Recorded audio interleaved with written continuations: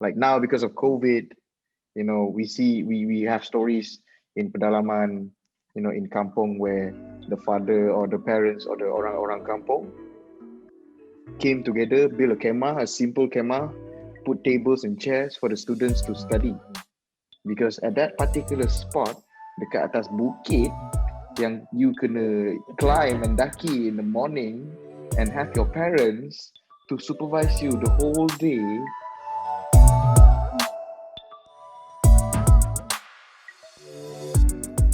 Hello everyone, good morning or good afternoon or good night from wherever you are when you're gonna watch this, the third episode of our FixColab behind the scenes show.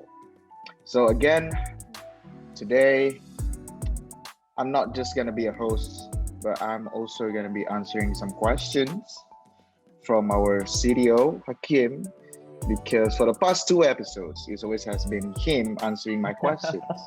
So he's so it's sort of like he's not satisfied, with this whole plans. We plan out the whole content for the whole until I don't know how many episodes we have planned out, but then this dude is just not, said it's not being fair. All right, so I guess, guys, be ready. I'm gonna say whatever that I'm gonna say later. To be fair, I think today's topic is quite of you are kind of a related person to it as well, I would say. Yep. So today's topic is we're gonna talk about Elon Musk coming down to Indonesia. So end of last year, around around December, someone, around that time, we received news that kind of like shocked the world for just maybe 1 or 2, 3 days, about this billionaire. Is Elon Musk the world's richest guy right now? Is he? Or is it still Bezos? Second, he is currently is the most richest man, right? Yeah. So the richest man has decided to come down to Indonesia. So so it's either the stories is revolving around SpaceX. That's one. About SpaceX looking to find a launch pad in Indonesia, and also Elon Musk is looking to open, I guess, like another manufacturing hub of Tesla. Could be.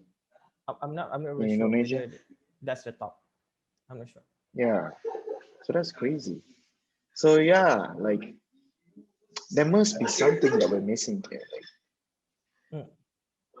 Like what happened? I mean, like there must be something that triggers Elon Musk to, to have a look at Indonesia. Just hey, I think I want to pasang launch pad at Indonesia, just like that. And so do you know the story behind this? Yeah, I mean to be fair, to be fair, I'm not really familiar with the details, but as far as I know, to rephrase what you were saying just now, I'm not sure whether we can say that Elon Musk decide or is I would say they are just still in talk on the opportunity that Elon Musk could bring into Indonesia. So if I'm not mistaken, is it probably is the government that proposing it? I'm not really sure. Probably we can check back on the news that. But so basically, there's this talk around the idea that Elon Musk would like to coming to Indonesia, and of course, if you're talking about Elon Musk, the richest man in the world, right? And of course, if you're talking Elon Musk, probably we are something that related to us, right? Tesla, SpaceX as well, right? His two biggest company, one which manufacturing electrical car, and another one is basically a rocket company or space company, what we can categorize as. So to answer your question earlier about you asking why he are coming to Indonesia, I think one of the biggest factor, if you are looking into Tesla, right? If you are looking into the Tesla POV point of view, it would be the market. So as you know, Indonesia is one of the populous country in the world. They have, if I'm not mistaken, more than 200 million, more 200 something like that, 200 million, more than 200 million people, right?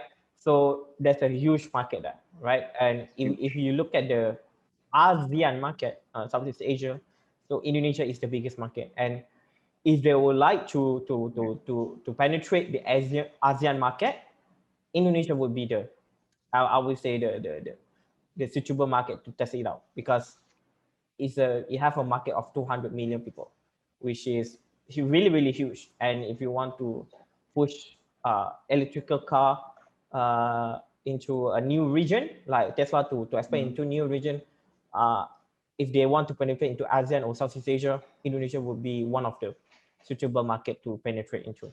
And also, I'm not really sure whether it is true or not, but I think this is my speculation that another way that we can look into it, we have to understand on the current situation in Indonesia. If we look at the Jokowi, how the president of Indonesia, Joko. we really put emphasis on infrastructure. So when we are talking about Tesla, we are talking about electrical car, and when we are talking about electrical car, we need the electrical charger. So electrical charger, Yeah. if we look at the biggest point, is essentially infrastructure. So like our conventional car that running on petrol and diesel. So Yeah. the infrastructure is that we already have the petrol station or diesel station that you can just quickly just come and get your fuel refuel and continue your journey. So it's the same story for electrical car. So you need to have that infrastructure, the similar infrastructure. So as for now, in order to make electrical car market feasible, you need to have you need to lay out the infrastructure.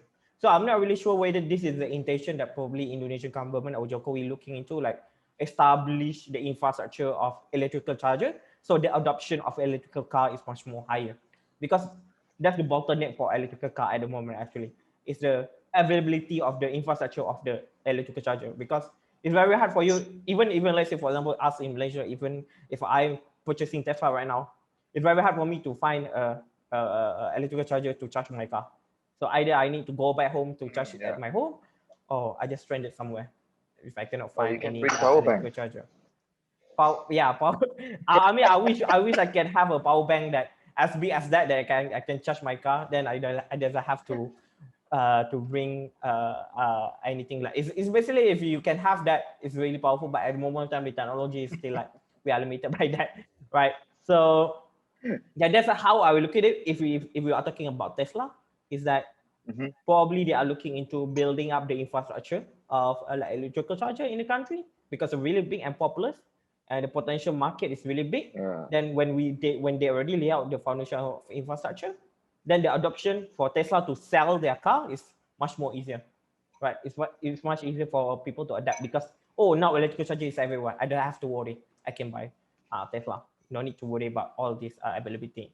And then when we look at the Tesla, right? Oh no, sorry. When we then now let's shift our view into like SpaceX. So SpaceX, Mm-hmm. for those who doesn't know, is a rocket company or space company that working Good. on this like reusable rocket. What I mean by reusable rocket is the rocket that you doesn't destroy after you use it. So if you look at previously, probably 20 years ago, how rocket is being used is basically you build one and then you launch it and it's gone forever. And for one That's build, right. it can cost like That's 100 right. million USD per rocket, and even bigger, That's like right. billion kind of like level for a much more rocket. So what SpaceX are doing are like this rocket, after being launched, it can get back to the station and be refurbished and can be used for the next launch.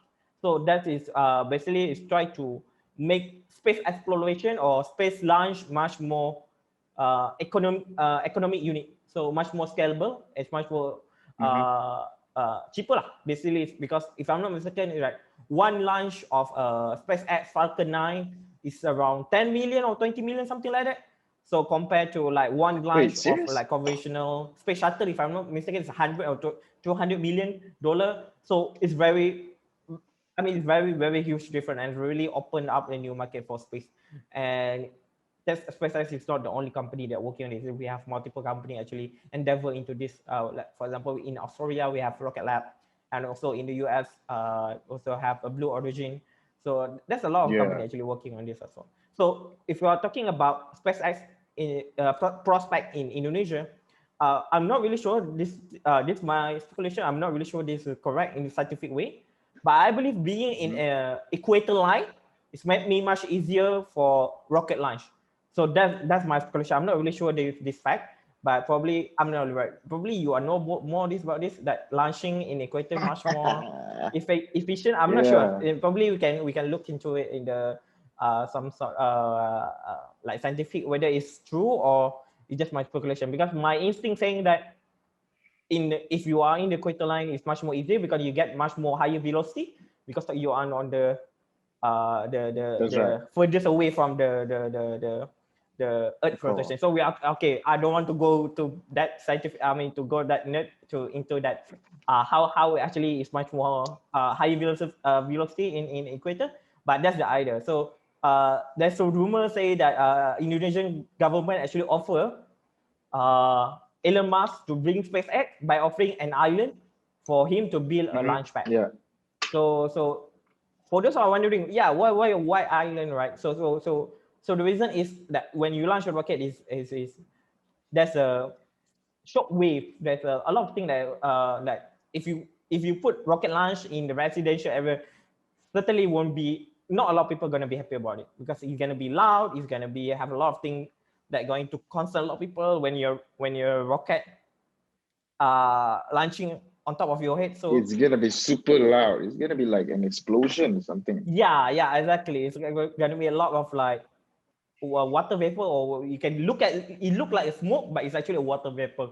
So that's another thing concern, that why it's wise to put a launch pad on the island so that it's isolated and it's surrounded by ocean, or even if they have a shock wave, they're gonna be damping by the ocean water body. Yeah. So that's a prospect in terms of like SpaceX, but in terms of data, I'm not really sure. So yeah, I think probably you can when I mentioned about the equator line to launch a rocket, I'm not really sure.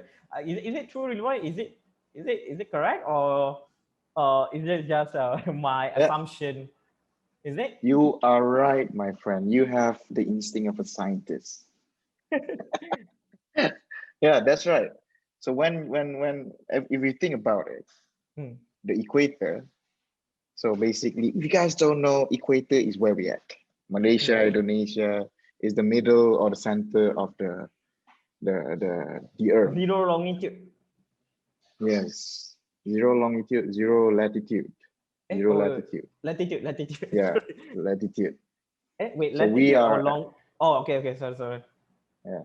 So we are at the zero latitude latitude, sorry. Oh my God, we are confusing terms right now. So zero, that's the equator. And Malaysia, Indonesia, Singapore, what are the countries? Brunei, Singapore, Yeah, a part of Africa, I think. Is it Central sampai America. Central America? Yeah. So those are the equator line, meaning that we are right at the center, the middle line of Earth. Like you imagine an Earth 3D A globe. sphere. Yeah. So because of the Earth rotation is like this, and we are at the equator, meaning that we have the biggest circumference, right? So the speed of us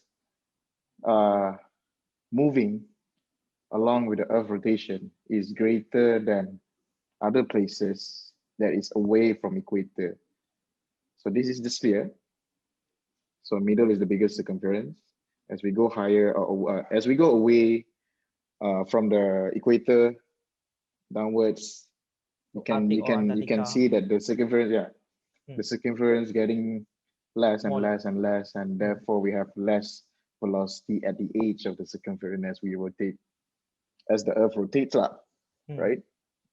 So yeah, so basically, rockets are being launched in a trajectory or ballistic trajectory manner. So meaning that it with the what do you call, the speed that we are moving at equator, it gives the extra momentum for the rocket to launch from the equator, as compared to, for let's say, if the rocket is launched from the Arctic. It has the least speed, and the rocket will need to work so hard to escape from Earth's gravity because it doesn't have that momentum. Basically, Imagine you, the yeah, rocket are using the rotational velocity to actually push himself out of the orbit, is it? that's right. That's right. So actually, the rocket is not flying straight up. Hmm. It is flying like a ballistic trajectory, and away it goes from the Earth gravity, away from the atmosphere, go into the space, and voila, you're in the space. So imagine when you're in a car,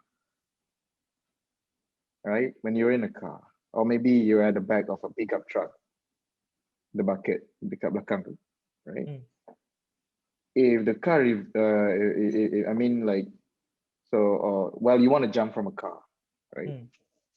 If the car go fast and you jump forward away from the car, meaning you jump in the direction the car is going, at that brief moment when you're in the air, your speed is more than a car, just for that brief moment.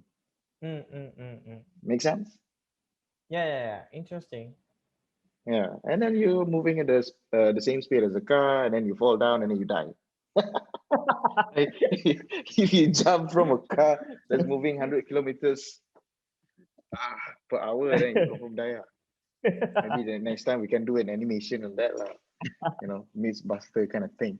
But yeah, rather than when you jump from a car that's not moving, or maybe when you jump from a car that has less speed. Yeah, basically, it's not that you don't have that much momentum to go, right? So that's how it works with rockets and the Earth rotational speed or velocity. And then with this extra speed, it means that the rocket doesn't need to use a lot of fuel to get out. Right. Yes, doesn't need to use a lot of fuel to get out of the Earth's gravity, to escape the Earth gravity. So escaping the Earth gravity is what we call escape velocity. In aerospace term, it's called escape velocity. So escape velocity is the velocity that we require to escape from the Earth gravity. So yeah. So when we require less fuel, meaning that we can spend more resources on something else, which is more important because fuel is expensive, one.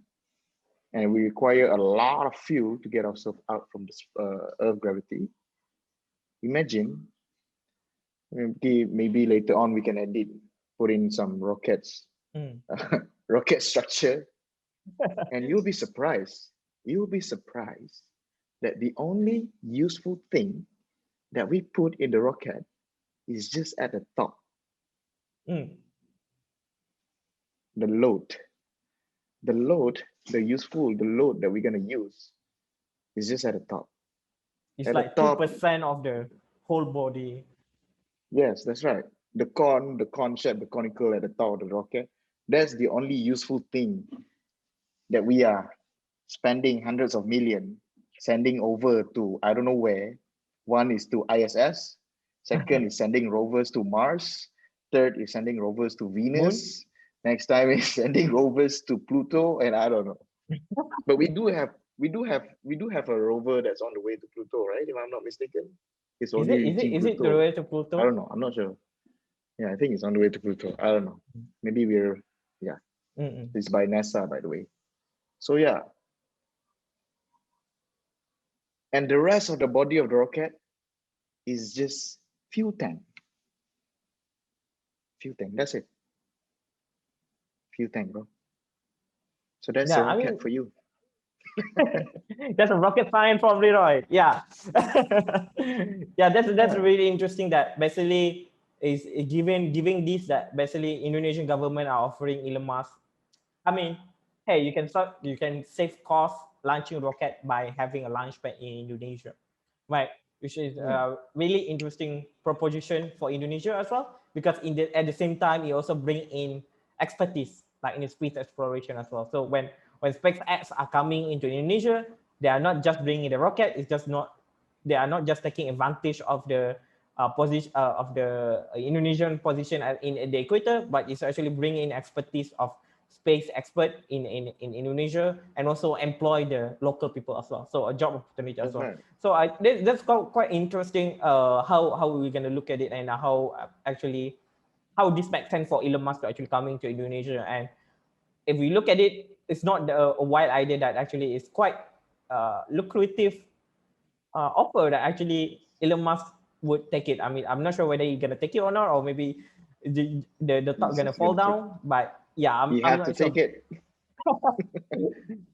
But when we're talking about this, that we look into the process of ASEAN as well. It's really interesting that they're gonna bring a new industry into the region as well. So yeah, that's really Finally. interesting to see this kind of approach that really aggressive. I would say it's aggressive for Indonesian government to propose this to Elon Musk, right? So to improve the science and technology expertise in the region, and Indonesia especially. Yeah. And then I mean like so I had a time to Mm, actually look up just now early on, mm, few minutes back before I start answering your question, right? So yeah. So yep, Joko Widodo offered Elon Musk an island called Biak mm, in Papua mm, for the space for the launch pad. mm. And then also he offered Mas Elon another region also in Papua. It's called West Papua Mm, for Tesla because they have vast resources of nickel and copper laying in the earth. mm, So yeah, so that's crucial. Like mm, nickel and copper, nickel especially mm, is one of the main materials that we use for spacecraft what do you call spacecraft constructions. Interesting. And then also yeah, nickel and copper is also, yeah, it has to be the biggest part of the batteries, right, for Tesla. Mm, Yeah, so that's what I read. So yeah, interesting. Interesting. So it's wow. That's so a really a huge offer to it Elon is. to Musk Elon Musk. Sorry, I have to do that. I have to do that. Hello, ini Okay. Mas Elon ya. So Bukan, ini it's Elon not Mas. it's not just for SpaceX, or even for Tesla. It's not just to market, but as well as the raw material for like nickel for Yeah, battery manufacturing. Interesting, interesting. yeah. So imagine, I mean, like, okay, let's talking about SpaceX, right? Mm, Um, we have this uh, how do we measure a good I would say, how do we measure the advancement of an aerospace mm, industry is more on, for let's say, rockets. So we use rockets to send satellites mm, or to send the useful payload that we're gonna use. I mean, the astronauts gonna use in ISS or wherever they are, right? So I managed to Google. Apparently, NASA requires around 50,000, 50 something, 50 plus, 50,000 plus US dollars to bring 1 kilogram of load into the space. And because of Elon Musk SpaceX, reusable rockets mm, technology, SpaceX only requires 2 to 3,000 US dollars to bring 1 kilogram of payload into space. So that's a huge difference. mm, mm, mm, mm. It's crazy huge difference.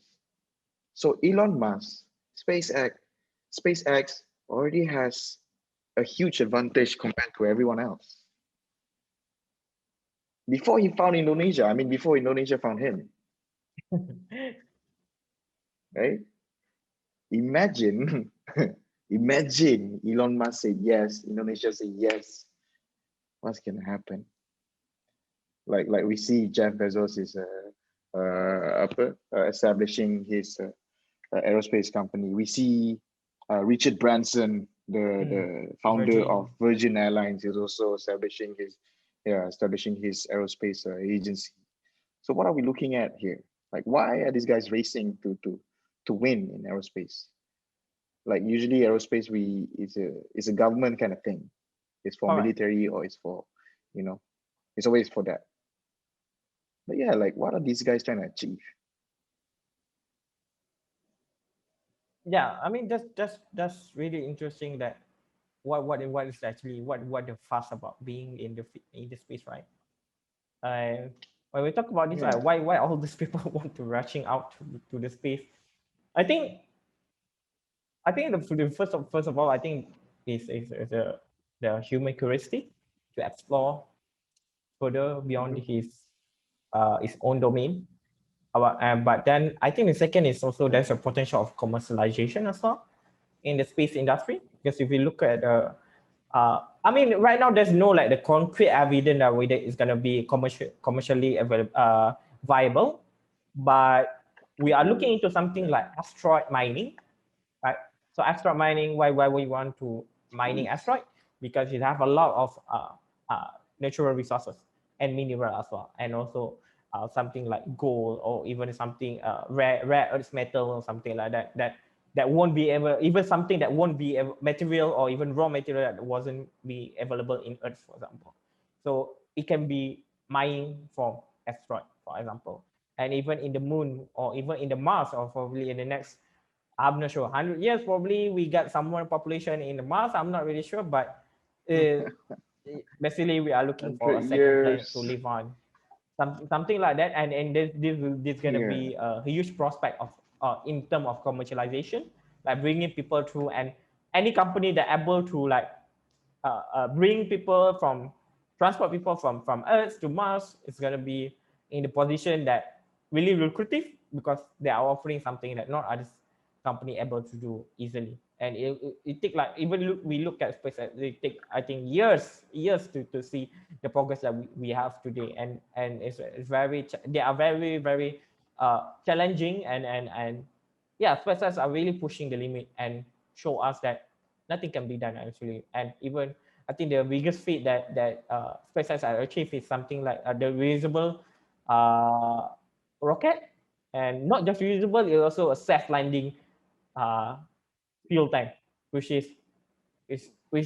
if you ask me like 5 years or 6 years ago, I wouldn't say that's a kind of crazy idea as well, right? Back then, no one Yeah. are thinking that reusable first, and then also can self landing by its own safely on the launch pad. This is like something like crazy. But now is we see almost like every month there's a new launch, there's new testing. Rocket Falcon 9 being launched and it's self landed successfully. It's nothing huge. It's like normal thing. And I don't know what the feature that SpaceX can try out Yeah. to do as well. Yeah, I think, and this is really a good It's prospect. crazy.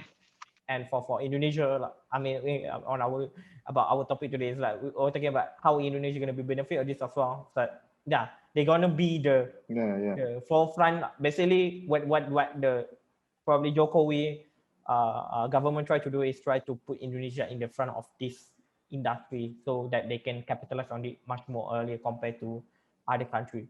Which is, I think even Malaysia need to step into and try to get some piece of the cake on this industry, since we already Yeah. That's in right. the good location of in the equator line to pioneer. I'm not sure how we're going to do this, but what Indonesia has shown us that if we are not doing it, then they're going to go first and try to put themselves in the front. So probably in the future, Indonesia will be the, I don't know, maybe space launch center, something like that, or maybe we're gonna have like a central space center that, okay, if you want to go to space, come to Indonesia, get onto the airport, and you're gonna launch to the Ooh. space. So this put Indonesia in really good position, and yeah, really looking forward how Okay. it's gonna turn out. And if this thing really turn out to be true, then yeah, we're gonna see a lot of interesting thing in ASEAN region as well. It's not just Indonesia. I think it's the is the effect gonna be ripple throughout the region as well, and some countries are going to take Mhm. benefit of it as well. I think not just Indonesia, probably Malaysia, Singapore, Thailand also going to take advantage of this existence of SpaceX in Indonesia, going to bring prospect to ASEAN region as well. Yeah. And then how do you think, like, how is it gonna help Malaysia lah, basically? How is it gonna Mm, help us, mm, people like us? So that's like interesting. whenever there's a huge, yeah, Mm, whenever we have a huge big guy in the mm, industry coming over and mm, wants to open a manufacturing hub or something, mm, mm. and there's always pros and cons. Correct. But let's talk about pros first. Mm, What is the pros mm, for us Malaysian? mm. What do you I think think? I think How how the how do you think? Yeah. I think the pros about how if we like Tesla and SpaceX coming to Indonesia is Mm-hmm. first is going to show that the market is, I mean, Indonesia going to prove whether the market is proven in the region or not. So that's first Yeah. thing. If Indonesia can make it, so that means either we like it or not, Indonesia need to stepping up and follow through. If not, we're gonna left behind. That's So right. so if Indonesian can prove the concept is correct and the things work, that you can establish electrical charger infrastructure, and also providing a being in the equator line, being you have the advantage of offering a good launch pad positioning. Yeah. So that's probably going to prompt government near the equator line, even in Central America and Africa, to take advantage of this, right? So probably in the future we're gonna have like one space center in Africa, one space center in Central America, and one space center in Asian region. So it will be This like is Indonesia. that's really interesting because we are in the equator line. So that's the first pro that I'm gonna see. Second will be it will bring flush in of expertise into the region as well. I mean, yes, of course, the mainly will be on the Indonesia, but I think the ripple Yeah. effect. I mean, when we are talking about SpaceX, Of it's not course. just they are not just bringing in rocket, but they're also bringing That's in right. supply chains. So instead of sourcing material from, I mean, from the HQ in America, probably they are looking much more closer uh, sourcing Yeah. vendor. Probably probably in Malaysia, probably in Singapore, probably in Ooh, Thailand. It's much more closer to the Indonesian launchpad. So it will bring a business to the region as well. So when they're bringing the a company lot in, of business. yeah, a lot of it like in the supply chain is gonna creeping up to other region as well. I mean, it depends on what we can specialize on. I don't know, maybe in like resource of like steel or something like that, or even Yeah. raw material, or even outsource of like manufacturing. Because if there's no, I mean, yes, you can have a launch pad in Indonesia, but if you have to build your rocket in US to ship it here to launch it, it's gonna take a lot of cost as well. Probably they are looking, I don't know, probably it still will be in Indonesia, or maybe they are looking for other country to build the rocket, then put in their launch pad in this case like the Biak Island, right? So Yeah. that's one of the pros that, and when they have this sourcing to other vendor in the supply chain, you also bring uh, job opportunity to the area as well, to the company, and That's can right. hire more people. So and but this also gonna introduce a new market, I mean a new prospect in the market, in the job market, especially that they are more looking at someone that have something related to space, uh space expertise, right? A rocket and space expertise, like our friend here, Leeroy, right? So aeronautic engineer, ballistic engineer. So this is something that Yeah. probably going to be the priority in the future, that but like some aeronautic engineer, mechanical engineer, yeah, basically mechanical engineer in general, it's gonna Yeah. be in demand in the region, and it's gonna prompt a university or education to push this out. Because right now, if you look at now, that engineers really like, I wouldn't say it's like not looking down, is actually is underrated or underappreciated. I would say engineering graduate is like underappreciated, that they are not really Yeah. utilizing what they're actually learning, and really pushing forward the engineering industry in the country. So when SpaceX coming, it will show that, yeah, there's an opportunity for engineering graduate. And they're gonna go to SpaceX and this gonna show up a new job market that especially in education that engineer is cool, you can work with SpaceX, you can go to space. That's gonna change the tone in the education as well, or even on the parent as well, that okay, the future is someone that can know engineering and someone that can understand how space works, so they can bring forward in the future, and even gonna give the government in the region, in ASEAN region, that you need to put a lot on STEM education.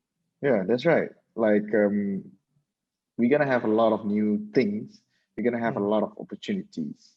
Correct. I'm pretty sure our government is also have some few plans in the making to take advantage of this situation or this news. We call it news lah. It's because it's not confirmed yet. Yeah. So this news. So yeah, I am pretty sure we're gonna see the rise of our Malaysian space agency. Yeah. We do have for your information, all right, guys. We do have a space agency. It's called Angkasa. All right. Right. And the last thing, I mean, now all we do is just when it comes to space is managing the satellites that we have. Yeah. Micro satellite. Miasat. To be Yeah, precise. micro satellite. Or macro. Miasat. Macro or micro? Macro and micro. Hmm. Yeah, I don't know which one, but yeah. So we have Miasat currently still in operation. So everyone knows Miasat.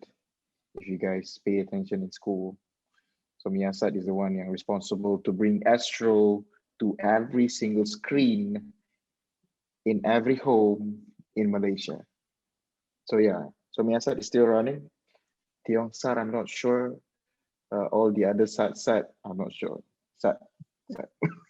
Does that start? If I'm not mistaken. Yeah, Is it still operation? I'm not sure. I'm not sure too.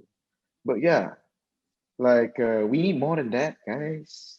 Come on. Yeah, I mean, this Like when we're talking about satellite, then just from me, It's- okay, then probably we can position ourselves as like satellite manufacturing, something like that. So that we can take advantage. Like, okay, you can build your satellite in Malaysia and you can launch it in Indonesia. It's like really, Yeah. I mean, this good combination of supply chain combination. If we want to look into how Malaysia can take advantage of it. Yeah. And then, yeah, so satellites. What is satellite? People might think that it's so complex, but it's just a box with sensors taking in information and then transmitting it back to us. That's it. So that's the simple concept of satellite lah. It is complex, by the way, you want to construct one, but the concept is it's a box with a lot of sensors that's taking information in the space and sending it back to us. And it also acts as a medium for connectivity. So yeah, so that's a satellite. Yep. Interesting. Yeah. And then yeah. And do you think Elon Musk is gonna build satellites as well? I'm sure. If you can build rocket satellite, is like piece of cake. I mean, in terms of like the relatively, it's much more easier